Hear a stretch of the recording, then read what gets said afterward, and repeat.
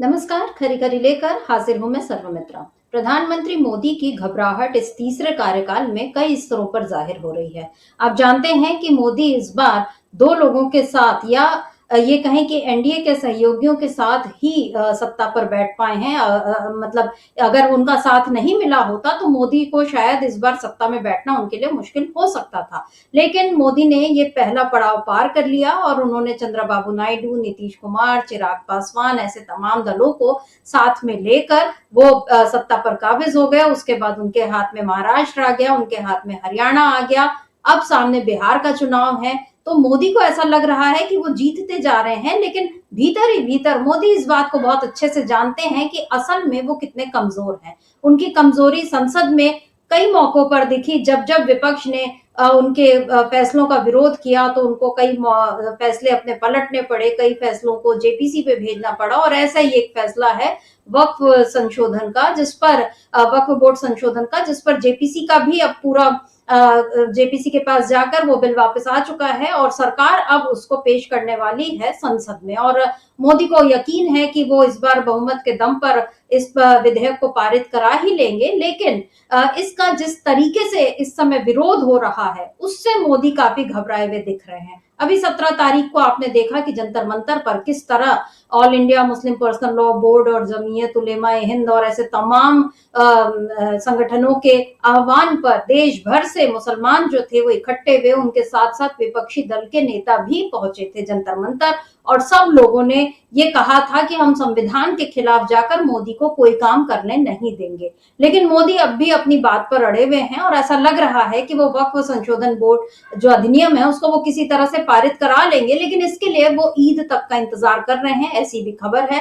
और वैसे आज एक संसद में बीजेपी की बैठक होने वाली थी, लेकिन बाद में वो बैठक कैंसिल कर दी गई। इसके रद्द करने के पीछे क्या कारण है ये भी इसका भी पता बाद में चलेगा। लेकिन अभी जो हालात बने हुए हैं, अभी जंतर मंतर पर मुस्लिमों का विरोध हुआ, आज पटना में बिहार विधानसभा के बाहर इसी तरह का विरोध प्रदर्शन हुआ जिसमें तेजस्वी यादव भी पहुंचे और लालू यादव भी अपनी तबीयत खराब होने के बावजूद अपना साथ देने पहुंचे। चंद्रशेखर जो है दलित नेता सांसद वो पहुंचे। ऐसे बहुत सारे लोग इस समय बिहार में अपना समर्थन देने के लिए पहुंचे हुए हैं और इस सब से भी घबराए हुए हैं मोदी। और इस घबराहट के बीच कल एक फैसला आया और एक निर्णय सुनाया गया, एक तरह से कहना चाहिए कि सौगात ए मोदी, ये इस नाम से एक अभियान बीजेपी शुरू कर रही है। इसके लिए देश भर के 32,000 मस्जिदों में बीजेपी के कार्यकर्ता जाएंगे और एक किट देंगे उन मुसलमानों को जो गरीब हैं और जिनके लिए ईद मनाना थोड़ा कठिन हो सकता है, तो उनको ये सौगात दी जाएगी। इसमें ये जो किट रहेगी इसमें खजूर होंगे, सूखे मेवे होंगे, महिलाओं के लिए सलवार कुर्ते, पुरुषों के लिए कुर्ता पैजामा, कुछ और खाद्य सामग्री, सेवइयां, ये तमाम चीजें होंगी, ऐसा बताया जा रहा है। तो मोदी जी का ये काम जो है, बीजेपी इसको अब बहुत जोर शोर से प्रचारित कर रही है, कह रही है कि इसमें एक किट की कीमत करीब 500 रुपए बताई जा रही है। अब हम ये समझना कठिन है कि 500 रुपए में कुर्ता पैजामा और सलवार कुर्ता और सूखे मेवे और सेवइयां सब कैसे आ सकते हैं। बहरहाल ये बीजेपी का गणित है, किस तरह का वो दे रही है। लेकिन जो ये किट बांटी जा रही है सौगात मोदी, आप इस नाम पर गौर कीजिए। अभी तक मतलब बीजेपी के जितने अभियान चलते थे उसमें इंडिया आता था, तो अब इंडिया को भी खारिज कर दिया गया है। लेकिन उसके बाद सब चीजों में मोदी का नाम आना तो जरूरी है, लेकिन सौगात मोदी जो लाया गया नाम, ऐसा लग रहा है कि उर्दू शब्द का इस्तेमाल करके यहाँ सीधे सीधे अल्पसंख्यकों को ये बताना कि हम आपके साथ हैं। अब ऐसे में योगी क्या करेंगे, क्योंकि अभी उत्तर प्रदेश विधानसभा में किस तरह से उर्दू को लेकर विवाद छिड़ा ये तो हम सभी ने देखा है। आज योगी के कुछ और बयान जो है वो काफी चर्चा में हैं, जो उन्होंने एएनआई के साथ एक पॉडकास्ट में और तमाम बातें उन्होंने कही, जिस तरह से मुसलमानों को लेकर कहा, संभल विवाद पर कहा, काशी और मथुरा को लेकर कहा। तो योगी के बयान तो खैर अपनी जगह हैं। अभी योगी अभी भी उसी कट्टर हिंदुत्व की राह पर चलते हुए दिखाई दे रहे हैं, लेकिन मोदी जो है उनके रुख में ये परिवर्तन क्यों आ रहा है, ये एक बड़ा सवाल है। और ऐसा लग रहा है कि मोदी अब मुसलमानों के विरोध से घबरा रहे हैं, खास तौर पे तब जबकि बिहार चुनाव आने वाले हैं। बिहार चुनाव में ज्यादा वक्त नहीं है, बहुत सारी हलचलें शुरू हो गई हैं।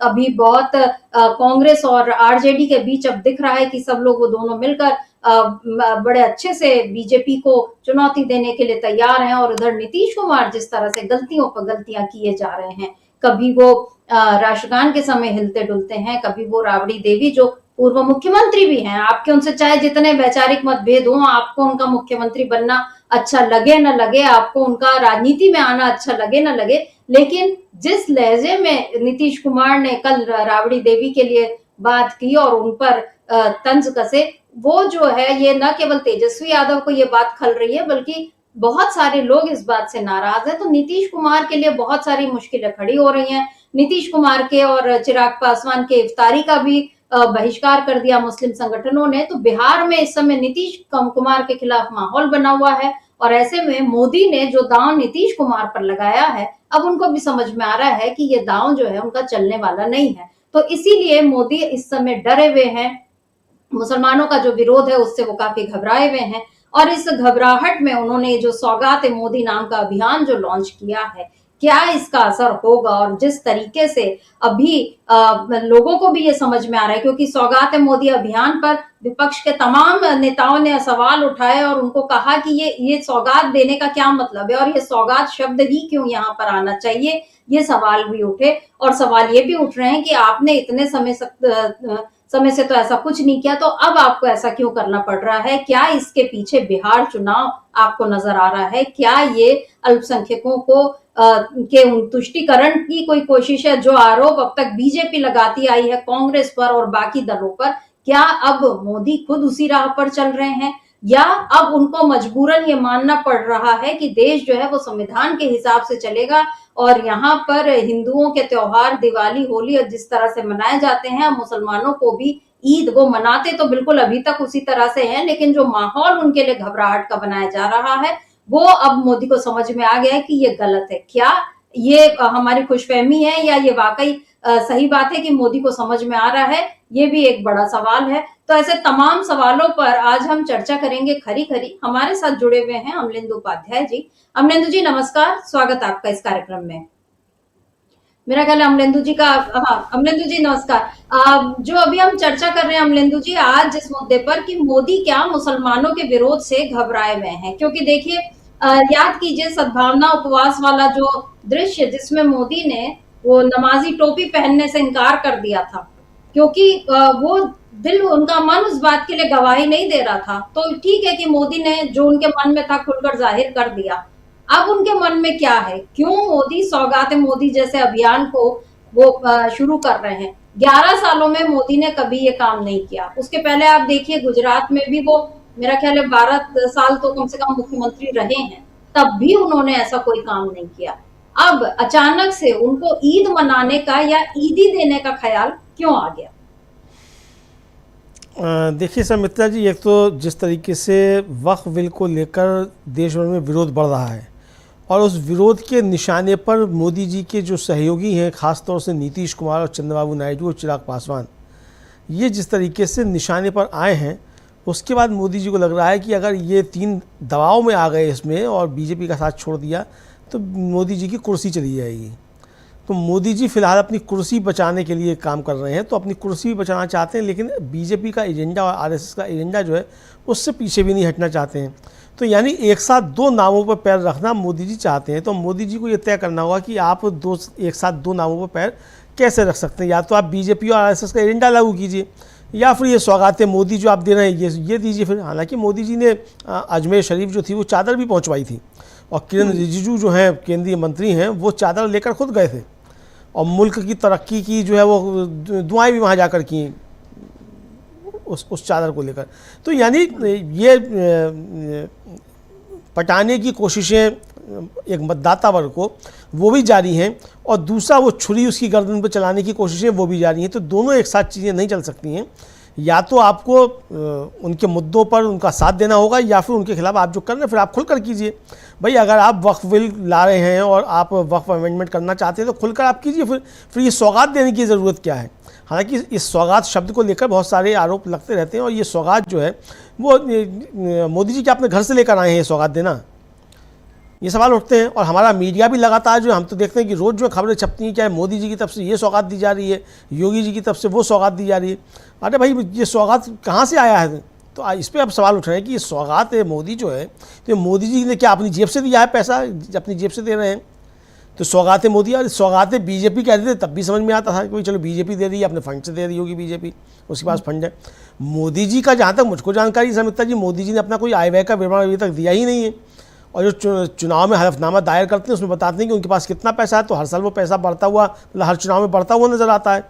अब बताया जाता है कि शायद 3.5 करोड़ रुपए के आसपास उनके पास है, तो वो तो पैसा खर्च करते नहीं है।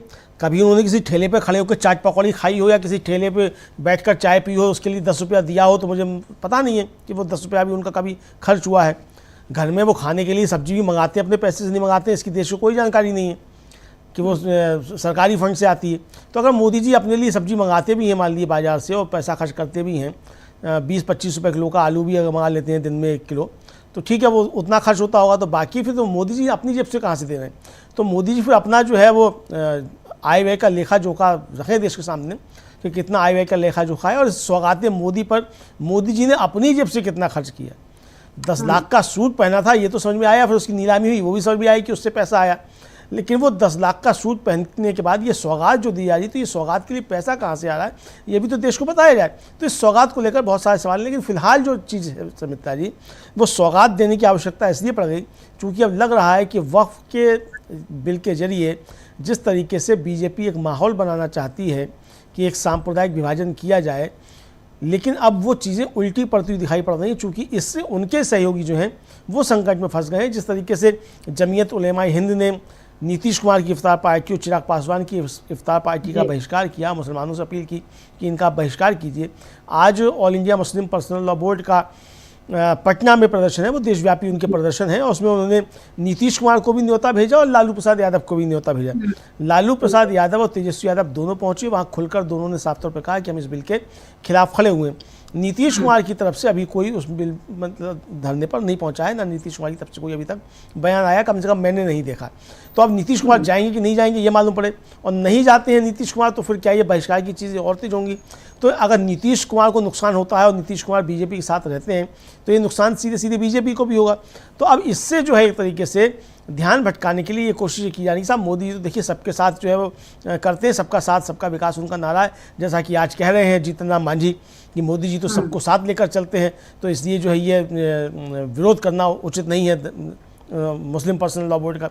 तो मांझी जी की ज़मीन तो कहीं जा नहीं रही है जो मांझी जी को समझ में आए।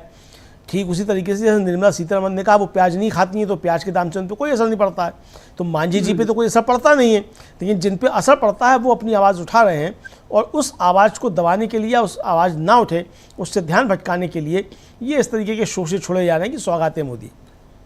जी बिल्कुल, और ये सौगात मोदी को लेकर विपक्ष जो सवाल उठा रहा है उस पर बीजेपी अब किस तरह से बचाव कर रही है। बीजेपी अल्पसंख्यक मोर्चा के अध्यक्ष जमाल सिद्दीकी, उनका एक बयान आया है, हालांकि उसके पहले मैं आपको कुछ और बयान बता देती हूँ। जैसे समाजवादी पार्टी के सांसद अफजाल अंसारी ने कहा है कि मुसलमानों को किट नहीं, इंसाफ और हक चाहिए। और उसी तरह से टीएमसी सांसद कीर्ति आजाद ने तो एक कदम आगे बढ़कर ये बोल दिया कि मगरमच्छ का मुंह देखा है कभी? मगरमच्छ का मुंह देखो तो लगता है कि हंस रहा है, लेकिन पास जाओ तो काट लेता है। इनके पास कुछ नहीं है दिखाने के लिए, इसलिए अब ये सौगात मोदी लाए हैं, ये मजाक है। और उधर राजद नेता भाई वीरेंद्र ने कहा है कि बीजेपी का ये कदम जो है चुनाव से पहले मुस्लिम वोटरों को लुभाने की कोशिश है। ये वही लोग हैं जो लोगों को लड़वाते हैं, अब अचानक गरीबों की चिंता क्यों? और आरजेडी सांसद मनोज झा ने कहा है कि प्रधानमंत्री जी को हर जगह अपनी तस्वीर छपवाने की एक आदत है, डेथ सर्टिफिकेट को छोड़कर हर जगह तस्वीर छपवा चुके हैं। सौगात बोलने से पहले आपको भी दुख होना चाहिए, ये राजतंत्र नहीं है, लोकतंत्र है। अगर अपने आप को बादशाह समझने लग गए तो मैं क्या ही कहूं, ऐसा लग रहा है दिल्ली में सरकार नहीं सल्तनत चला रहे हैं। तो ये विपक्ष के अभी बहुत तगड़े हमले हैं, और इसमें जो कांग्रेस सांसद है इमरान मसूद, उनका भी बयान आया है, वो बयान हम आपको सुनाएंगे। लेकिन पहले देख लेते हैं कि बीजेपी अल्पसंख्यक मोर्चे के जो अध्यक्ष हैं जमाल सिद्दीकी, वो क्या लिखते हैं। जमाल सिद्दीकी साहब लिखते हैं कि रमजान और ईद के पवित्र मौकों पर गरीब मुसलमानों को त्योहार की खुशियां मनाने में मदद करना हमारा उद्देश्य है। तो इनका उद्देश्य बड़ा पाक साफ है, ये दिख रहा है कि ये रमजान और ईद के मौके पर गरीब मुसलमानों की फिक्र इनको अचानक हो गई। लेकिन अमलेंदु जी, सवाल मेरा वही है कि 11 सालों में आपको ये फिक्र कभी क्यों नहीं हुई, कभी दिखी भी नहीं ये फिक्र, बल्कि उल्टा हमने ये देखा है कि आप उनको दबाने की कोशिश करते आए, और अभी भी ये सिलसिला चल रहा है। अभी नवरात्रि भी शुरू हो रही है, ईद भी पड़ेगी उसी दौरान, और अभी दिल्ली में विधायक जो हैं नए नए बने, जिनके पैर मोदी जी ने छुए थे, उनका ये कहना है कि ये मीट की दुकानें बंद होनी चाहिए और नवरात्रि पर हम ये बिल्कुल बर्दाश्त नहीं करेंगे। उधर काशी में बोला जा रहा है कि पवित्र नगरी है और यहाँ नवरात्रि में मीट की दुकानें बंद नहीं होंगी। इससे पहले हमने देखा है होली पर जो पूरा बवाल मचा था, किस तरह से मुसलमानों को डराया गया था, और फिर कहीं वो नमाज पढ़े तो खुले में नमाज पढ़ने पे इनको आपत्ति हो जाती है।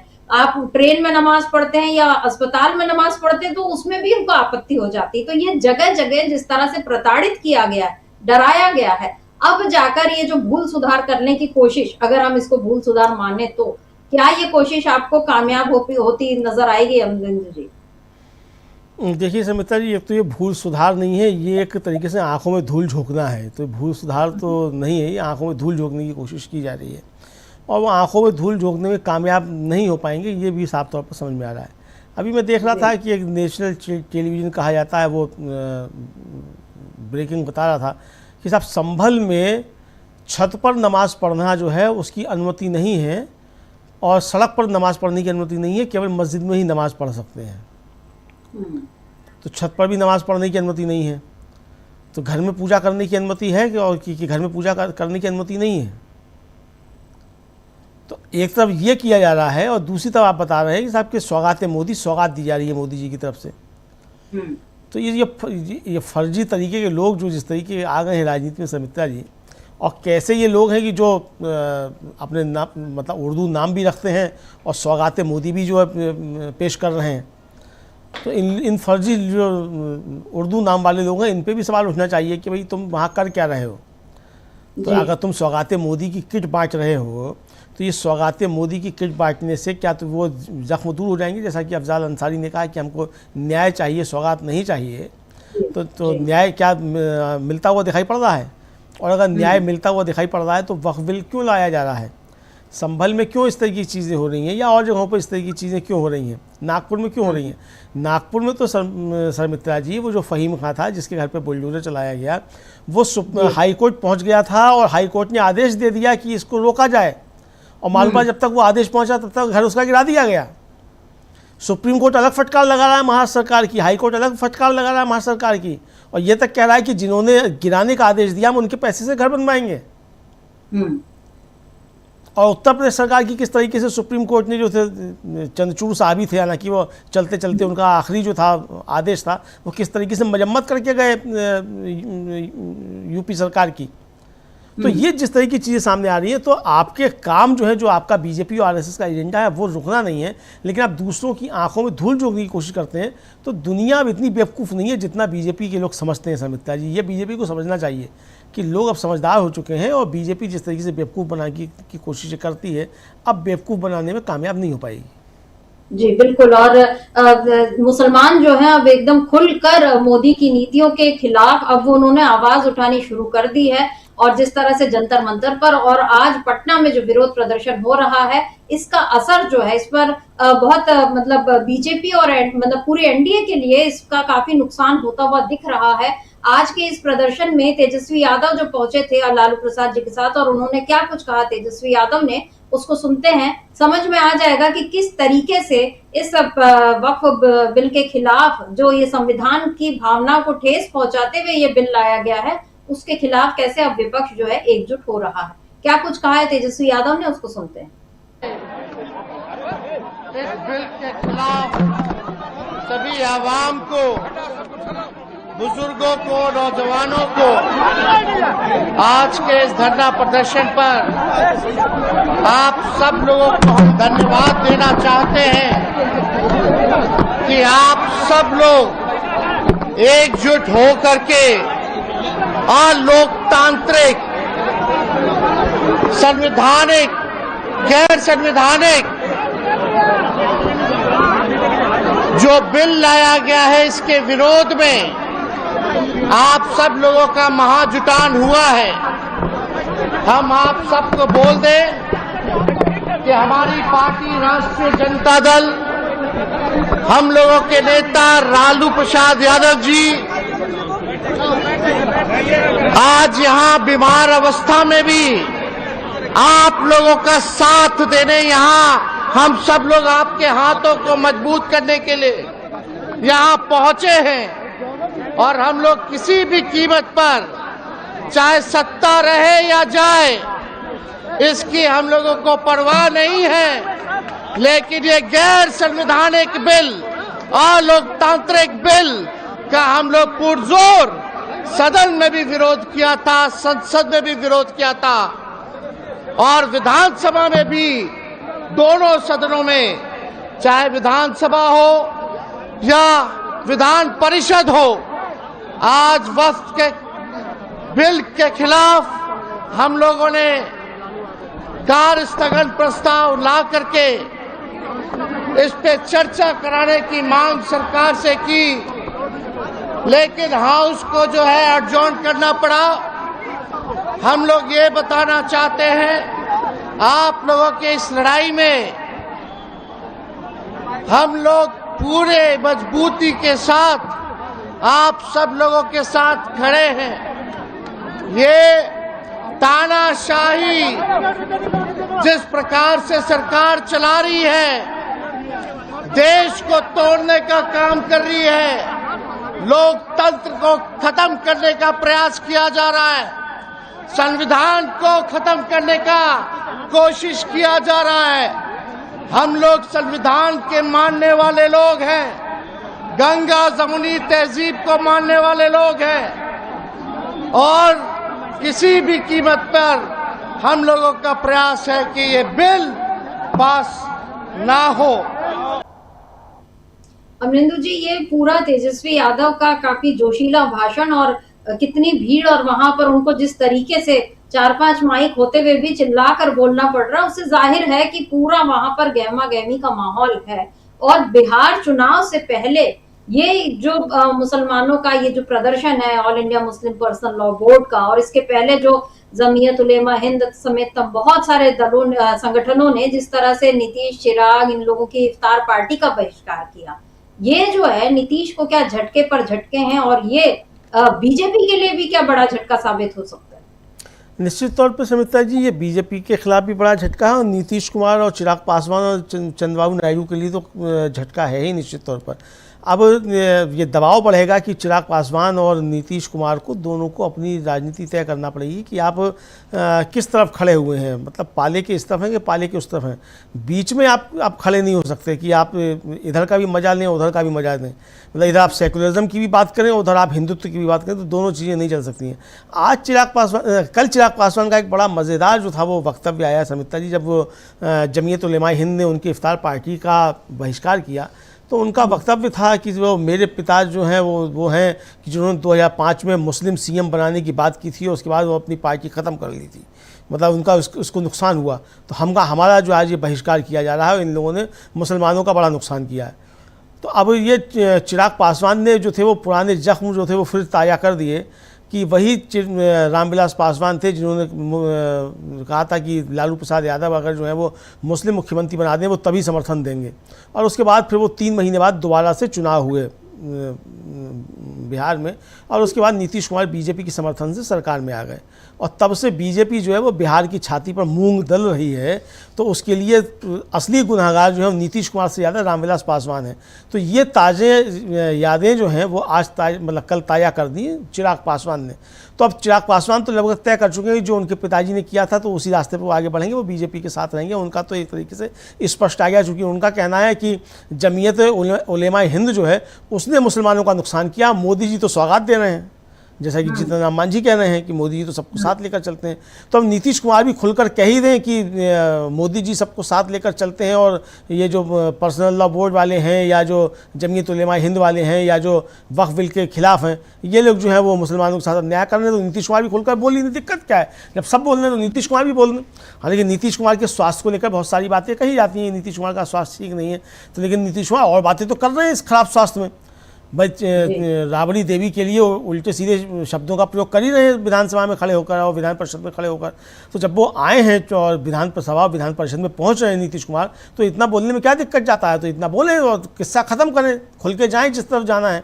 यही चंद्रबाबू नायडू करें कि मतलब आप वहाँ हज हाउस बनवाएंगे, वायदा करेंगे और वहाँ आप मुसलमानों को आरक्षण देंगे और बीजेपी वहाँ शामिल रहेगी मुसलमानों को आरक्षण देने में। कर्नाटक में अगर जो है वो वंचित तबकों को दे दिया जाएगा सरकारी ठेकों में आरक्षण, तो उस पर बीजेपी हंगामा उठाने लग जाएगी। लेकिन आंध्र प्रदेश में आरक्षण देती रहेगी चंद्रबाबू नायडू के साथ, तो उन चंद्रबाबू नायडू को भी तय कर लेना चाहिए कि भाई आप खड़े किधर हैं, तो वक्फ बिल के आप खिलाफ तो आइए या फिर उसके समर्थन में रहिए, तो जो भी करना है स्पष्ट कीजिए। तो ये एक तरीके से कहा जाए झटका जो है वो नीतीश कुमार के लिए भी है और नीतीश कुमार के साथ साथ नरेंद्र मोदी के लिए भी झटका है कि आप जिन लोगों के कंधों पर चढ़कर यहाँ बैठे हुए हैं, आप उनके कंधों पर चढ़कर जिनकी जो पॉलिसीज थी जो हिंदुत्व के खिलाफ समझी जाती थी, चाहे वो नीतीश कुमार की हो, चाहे वो चंद्रबाबू नायडू की हो या चिराग पासवान की हो, जो सामाजिक न्याय की बात करने वाले लोग थे, आप उनके कंधों पर चढ़ के और एजेंडा आप आरएसएस का लागू कर रहे हैं। तो ये मोदी जी के लिए एक झटका इस मायने में है कि अब दबाव ये बढ़ेगा इन लोगों के ऊपर जो सामाजिक न्याय की बात करने वाले या सेकुलरिज्म की बात करने वाले हैं, कि अगर मोदी जी अपना आरएसएस का एजेंडा लागू कर रहे हैं आपके दम पर, तो आपके दम पर जो सरकार चल रही है आप उससे अपना एजेंडा लागू क्यों नहीं करवा पा रहे हैं? जी बिल्कुल। तो ये दबाव बढ़ गया है, तो मोदी जी के लिए संकट बढ़ने वाले हैं। जी बिल्कुल। और चिराग पासवान का आपने जिक्र किया अमलिंदु जी, तो उनका एक और बयान मुझे ध्यान आता है। अभी जो धीरेन्द्र शास्त्री जो पहुंचे थे, बागेश्वर बाबा जो होते हैं वो जो पटना में 5 दिनों का कैंप किया था बिहार में उन्होंने, और उसमें उन्होंने हिंदू राष्ट्र तो बन के रहेगा और यहीं से आवाज उठेगी इस किस्म का बयान दिया था।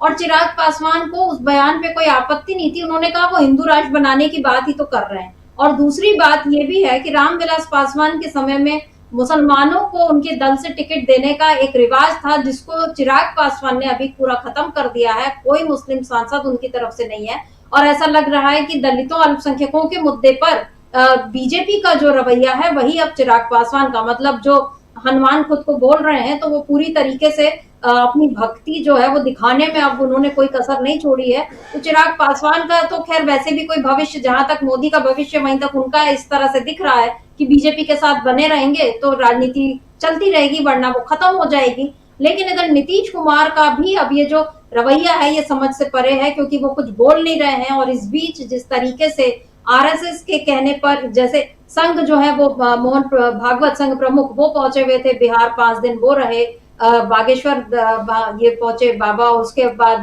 श्री श्री रविशंकर पहुंचे। वो हमने जिक्र पहले भी किया है कि किस तरह से हिंदुत्व के एजेंडे को धार देने में यहाँ बीजेपी लगी हुई है।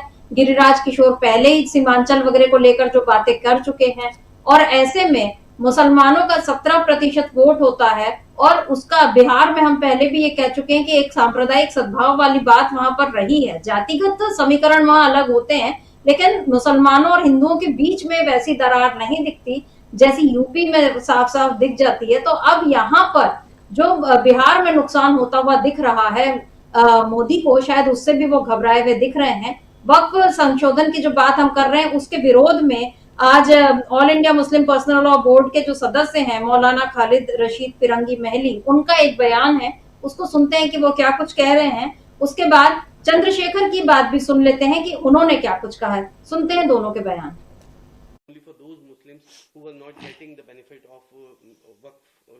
So that's why, as I have mentioned, that more than 90% of the properties are in the form of masjid, qabristan, dargah and imam badad, and there is no income from all these properties, and so there is no reason why such objections are being raised.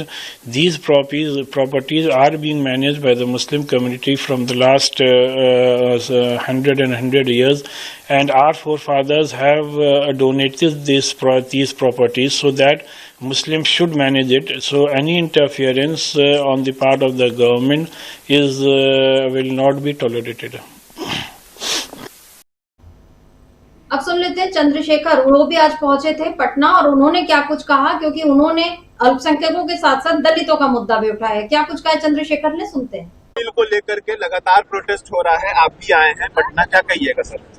देखिए, जिस तरह के हालात आज देश में है, जनतंत्र उन हालातों को समझते हुए जिसके अधिकारों पर भी अतिक्रमण होगा, हमला होगा, वो अपने अधिकारों की रक्षा के लिए मैदान में उतरेगा।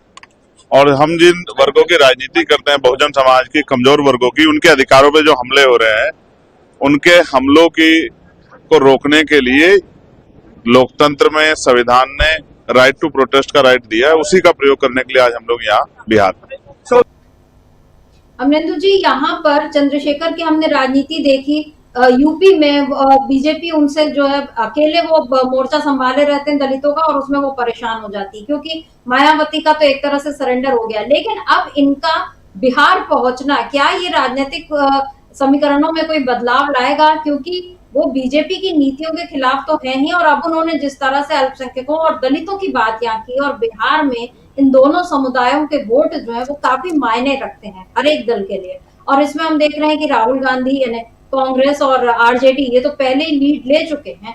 अब ऐसे में चंद्रशेखर का भी वहां पहुंचना, क्या ये एक पूरे वोट बैंक को ट्रांसफर कर देगा महागठबंधन की तरफ? हालांकि चंद्रशेखर उसके सदस्य अभी नहीं है, लेकिन अगर वोट इस तरह से पड़ता है तो क्या ये एनडीए के लिए एक बड़ा नुकसान यहाँ होता हुआ दिख रहा है? चंद्रशेखर को लेकर समिता जी बहुत से सवाल उठते रहते हैं अक्सर, और दूसरी दोनों तरफ से सवाल उठते रहते हैं। और ख़ासतौर से दिल्ली में जो सीए विरोधी आंदोलन हुआ था उसमें उनकी भूमिका को लेकर भी काफ़ी ज़्यादा सवाल उठे थे। और पिछला जो विधानसभा चुनाव हुआ था बिहार का, उसमें जिस तरीके से उनका रोल रहा उसको लेकर भी सवाल उठे, और राजस्थान में अभी विधानसभा चुनाव में जो उनकी जो भूमिका रही उसको लेकर भी सवाल उठे। लेकिन वो सवाल उठना अपनी जगह है, बात इसमें मुद्दे की है। किसी की भी कुछ राजनीति हो सकती है तो उसका कुछ भी अपना लक्ष्य हो सकता है, लेकिन मुद्दे चंद्रशेखर उठा रहे हैं इसमें कोई शक नहीं है, और मुद्दों की बात चंद्रशेखर कर रहे हैं।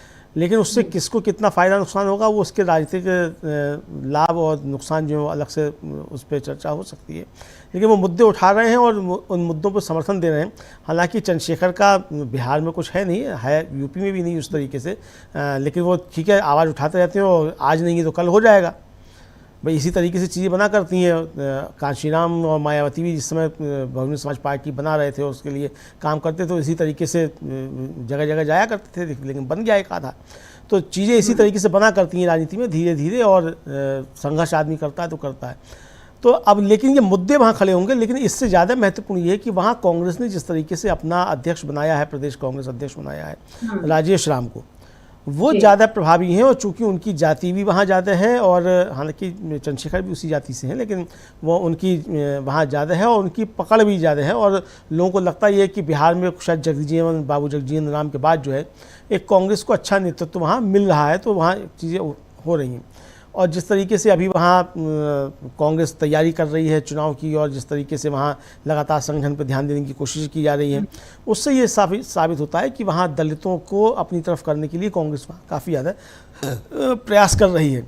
और नीतीश कुमार जिस तरीके से डाउन जा रहे हैं, और चिराग पासवान और जीतनराम मांझी जिस तरीके से एक्सपोज होते चले जा रहे हैं बीजेपी के साथ रहकर, तो ये साफ समझ में आ रहा है कि ये बीजेपी के ही एक तरीके से कहा जाए वो टूल्स हैं, और ये इनका सामाजिक न्याय की राजनीति या दलित राजनीति से कोई इनका लेना देना नहीं है।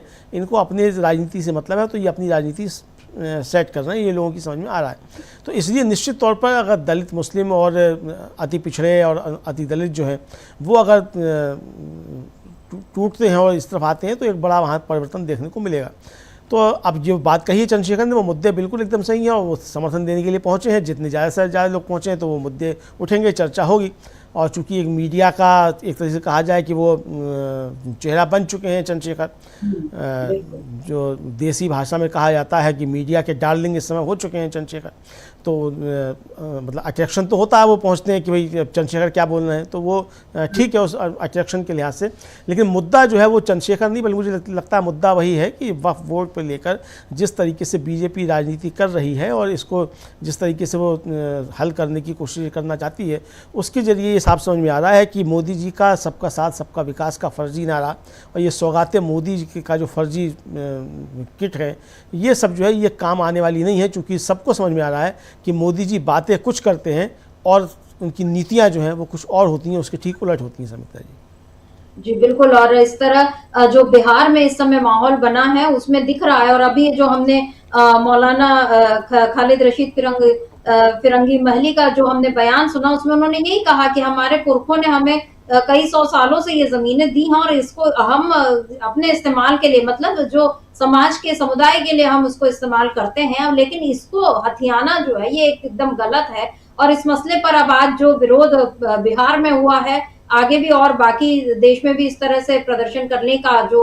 एक फैसला है इन संगठनों का, उसमें ये मोदी सरकार कितनी बुरी तरह घिरेगी ये देखना होगा। इधर योगी जी का आज जो एक पॉडकास्ट काफी चर्चा में आ गया, उसमें उन्होंने राहुल गांधी को नमूना कहा, उसमें उन्होंने काशी को लेकर, मथुरा को लेकर ये कहा कि अभी तक तो हम अदालत के कारण चुप बैठे हैं, वरना बहुत कुछ यहाँ हो गया होता। ये सीधे सीधे धमकी जैसी बात। और उन्होंने जो जरूर कही, उन्होंने कहा कि 100 हिंदू परिवारों के बीच एक मुस्लिम परिवार जो सुरक्षित रह सकता है, लेकिन 100 मुस्लिम परिवारों के बीच एक हिंदू परिवार तो छोड़िए 50 परिवार भी सुरक्षित नहीं है। ये फिर से अभी ये 100-50 वाली बात हो रही है। मोदी गए थे 80-20 वाली बात कराए थे, यही योगी थे जो बटेंगे तो कटेंगे वाला नारा इन्होंने दिया था। अब ये जो सब बोला है, तो इसमें समाजवादी पार्टी के जो सांसद है, संभल से ही है, जियाउर रहमान वर्क, उनका एक बयान है, सुन लेते हैं उन्होंने क्या कहा है, फिर चर्चा को हम आखिरी पड़ाव पर ले जाते हैं। पहले समाजवादी पार्टी के सांसद का बयान सुन लेते हैं। सुरक्षित है, कह रहे हैं यूपी मुस्लिम सबसे ज्यादा सुरक्षित है। सही कह रहे हैं, मुसलमान इतना ज्यादा सुरक्षित है हमारे यहाँ बिल्कुल के संभल के अंदर 5-5 लोगों की जान ले ली गई है और प्रदेश के अंदर कई बार मॉब लिंचिंग हो चुकी है, तो सुरक्षित है हमारे यहाँ मुसलमान। हम कब मना कर रहे हैं, आए दिन उनको झूठे मुकदमे में फंसाया जाता है, आए दिन उनकी धार्मिक भावनाओं को ठेस पहुंचाई जाती है, धार्मिक स्थल को निशाना बनाया जाता है, इसके बावजूद भी हमारा मुसलमान सुरक्षित है। मथुरा को लेकर के भी उन्होंने बयान दिया। मौके पर सौगात किट बांटा जा रहा है, क्या कहेंगे? सौगात किट से क्या कहेंगे मोदी? हमें सौगात किट से मतलब नहीं है, हमारे हक, संवैधानिक हक को हमसे छीन करके हमें वो भीख नहीं चाहिए, जो हमें वो किट नहीं चाहिए, जिससे कि हम आपकी किट हमें खुशी होती जब आप हमें ये किट उस वक्त देते जब हमारे साथ इस हिंदुस्तान के अंदर बराबरी का सलूक होता, जब इस मुल्क के अंदर हमारे सारे मुस्लिम समाज के लोगों को सम्मान मिलता, जब उनके जो संवैधानिक अधिकार है उनको वो मिलते, उनका हक वक्फ बिल के नाम पर जो संशोधन बिल लेकर के जा रहा है उसको नहीं छीना जा रहा होता, तो उसके बाद आप किट देते तो हम उसका खुशी से इस्तकबाल करते, स्वागत करते। अमरिंदर जी, यहाँ इन्होंने दोनों मुद्दों पर अपनी राय रखी और जो तंज कसा है कि हाँ भाई सब बहुत सुरक्षित है, जो संभल में मारे गए लोग या कहीं भी मॉब लिंचिंग हो जाती है, किसी के भी घर में भीड़ घुसकर फ्रिज में मांस रखा है कि नहीं रखा है उस नाम पर मार देती है और तब कुछ नहीं होता, और अब हमको इस तरह की सौगात दी जा रही है। ये जो अभी हम सारी चर्चा कर रहे थे उसका एक तरह से निचोड़ ही यहाँ पर उन्होंने कहा है। इमरान मसूद जो है कांग्रेस के सांसद, उन्होंने भी अपनी राय दी है, उसको सुनते हैं फिर आपसे जवाब चाहते हैं। ईद के तौर पे कैसे देखते हैं? देखिए, प्रधानमंत्री जी के मन में अगर ये भावना है तो निश्चित रूप से इसका स्वागत, लेकिन देश के अंदर 25 करोड़ मुसलमान हैं, लगभग 25 करोड़ मुसलमान हैं और 95% मुसलमान बहुत गरीब है, तो गरीबी का पैमाना बहुत बड़ा है। लेकिन मुसलमान को इस किट की ज़रूरत नहीं है। मुसलमान को प्रधानमंत्री जी सौगात अगर प्रधानमंत्री जी देना चाहते हैं तो प्रधानमंत्री जी मुसलमान को सुरक्षा की सौगात दें, मुसलमान को शिक्षा की सौगात दें, मुसलमान को रोज़गार की सौगात दें, मुसलमान को मोहब्बत की सौगात दें। इस सौगात की ज़रूरत देश के मुसलमान को है, जो प्रधानमंत्री जी देंगे तो प्रधानमंत्री जी के लिए भी और मुसलमान के लिए भी, दोनों के लिए सबसे बेहतर होगा। एक कंट्रोवर्सी पे वो बात हुई, उन्होंने मजाक उतारा एकनाथ शिंदे का, अब मुंबई पुलिस ने उन्हें समन कर दिया है। वैंडलिज्म भी हुआ, तोड़फोड़ भी हुई जहां पे उन्होंने सेट किया था। इस देश में बहुत सारे मुद्दे हैं और ये बेकार के मुद्दों पर जो चर्चा होती है, इन मुद्दों का कोई मतलब नहीं है। देश के अंदर इस वक्त जो नफरत फैल रही है उसको किस तरह से रोका जाए, उसके ऊपर चर्चा बहुत जरूरी है। क्योंकि आप ही की साथी एमपी हैं कंगना रनौत, उन्होंने भी कहा कि उनके ऊपर भी एक बुलडोजर एक्शन 2020 में हुआ था। उन्होंने उसी को कंपेयर किया। उन्होंने कहा कि जिस तरीके से कुणाल कामरा पे भी एक्शन हुआ है, उसको इलीगल जो इन्होंने बोला है उसको तो उन्होंने डिफेंड किया। बोला कुणाल कामरा और कंगना रनौत के अलावा बहुत सारे मुद्दे इस देश के अंदर हैं, उन मुद्दों पर चर्चा होनी चाहिए। अमरिंदर जी, बहुत पते की बात इमरान मसूद ने कही है, क्योंकि हम देखते हैं पहले भी हमने इस पर चर्चा की कि बीजेपी को जब ध्यान भटकाना होता है तो वो इस तरह के मुद्दे खड़े कर देती है, और अभी कुणाल कामरा उसका उदाहरण है। यहाँ पर जो सौगात की बात जो निकली थी, जिस पर हमने चर्चा शुरू की थी, और अभी जियाउर रहमान वर्क और इमरान मसूद दोनों ने कहा कि हमको यानी मुसलमानों को असल में क्या चाहिए वो तो मोदी दे नहीं रहे हैं, और उसमें उन्होंने कहा कि अगर आप देंगे ये सब तो मुसलमानों का भी भला होगा और आपका भी भला होगा। क्या मोदी इस मैसेज को, इस संदेश को समझ पाएंगे? देखिए समिता जी, एक प्रधानमंत्री होने के नाते मोदी जी इस संदेश को समझते होंगे निश्चित तौर पर, लेकिन एक स्वयंसेवक होने के नाते इस संदेश को समझेंगे नहीं। ये बड़ा अंतर है। जो प्रधानमंत्री होने के नाते तो उनको समझना चाहिए कि देश में क्या नीतियां लाई जानी चाहिए, जनता का भला किससे हो, जनता का भला होगा, क्रय शक्ति बढ़ेगी, समाज में सौहार्द बढ़ेगा, तो उसका उत्पादकता पे क्या असर पड़ेगा, जीडीपी पे क्या असर पड़ेगा। देखिए, सांप्रदायिक सौहार्द जो है वो सिर्फ एक समाज के लिए ज़रूरी नहीं है, बल्कि देश के विकास के लिए, देश की उन्नति के लिए भी ज़रूरी है। उसके आर्थिक पहलू भी हैं। तो जब सांप्रदायिक सौहार्द होगा, समाज में एक दूसरे के प्रति सौहार्द की बातें होंगी, शांति होगी, अमन कायम होगा, तो विदेश से निवेश आएगा, विदेशी निवेशक भागेंगे नहीं। अभी तो विदेशी निवेशक भाग रहे हैं, लगातार अपना पैसा निकाल रहे हैं शेयर बाज़ार से।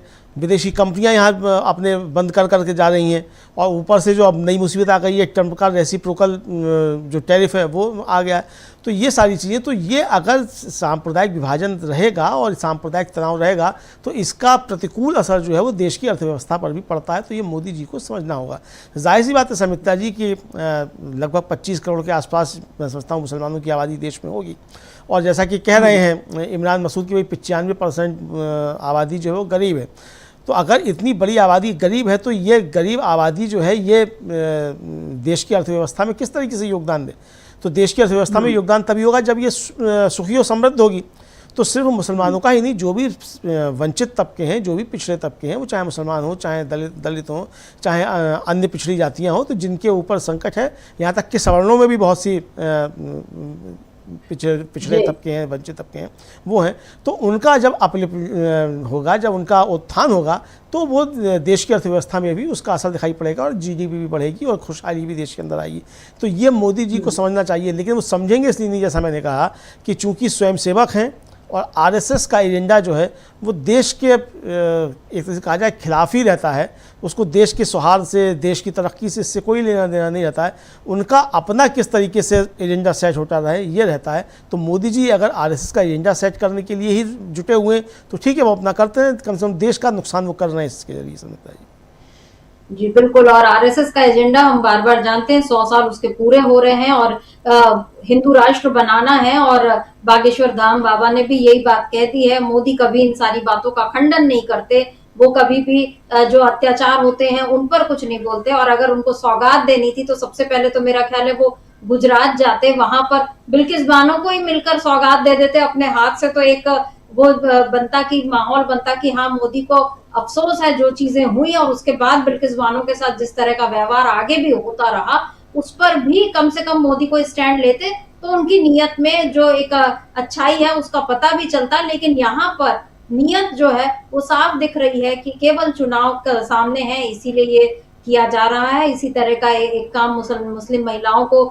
ईदी बोलने की बात तब भी हुई थी जब 2019 के मेरा ख्याल है चुनाव, उस समय 3 तलाक का जो उसके विरोध में जो मोदी ने कानून बनवाए थे, उस पर भी उन्होंने ये कहा था कि ये ईदी है और उसका फायदा उनको मिला था। अब शायद ये दोबारा ईदी देकर मुसलमानों के वोट खरीदने के चक्कर में है मोदी, लेकिन मुसलमानों का विरोध जो है वो बढ़ता जा रहा है। आज बिहार से इसका उदाहरण सामने आया है। आगे ये विरोध और बढ़ेगा, ये तय है, और इसमें घबराए हुए मोदी अब और कौन सी अपनी सौगात देंगे या पिटारे से और क्या कुछ निकालेंगे, ये देखना होगा। तो अमलेंद्र जी, आज की इस चर्चा को यहीं रोकते हैं। आपका बहुत बहुत शुक्रिया, और शुक्रिया आप तमाम दर्शकों का जो आप हमारे साथ जुड़े और आपने आज की चर्चा को ध्यान से सुना। आगे भी आप बने रहिए डीवी लाइव के साथ और देखते रहिए हमारे सभी कार्यक्रम। नमस्कार।